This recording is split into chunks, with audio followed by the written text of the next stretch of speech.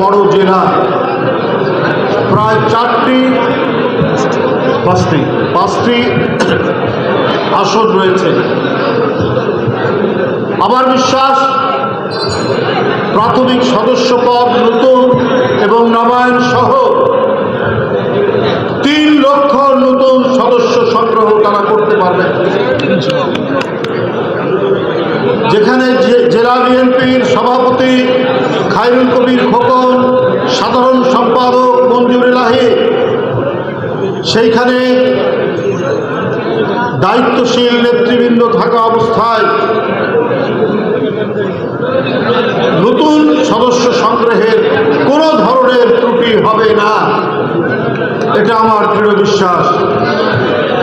একজন জাতীয় রাজনীতিবিদ খায়রুল কবির খোকন ডাকসু এবং একটি আন্দোলনের নেতৃত্ব দিয়েছে তার জেলা।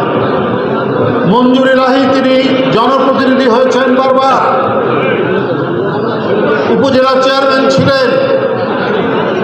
তাদের দক্ষতা এবং নেতৃত্ব অত্যন্ত প্রমাণিত এবং প্রতিষ্ঠিত।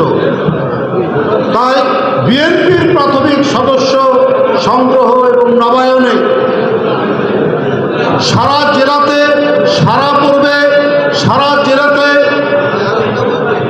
সাধারণ মানুষ যারা বিএনপির সমর্থন করে তারা সদস্য হওয়ার জন্য এগিয়ে আসবেন, সেই নেতৃত্ব তারা দেবেন। মানুষকে উদ্বুদ্ধ করবেন, মানুষকে অনুপ্রাণিত করবেন। বিএনপির পতাকা তলে, বিএনপির ছায়া তলে, বিএনপির ছাতার নিচে যারা আগ্রহী তাদেরকে তারা সদস্য করবে। এটা আমাদের দৃঢ় বিশ্বাস।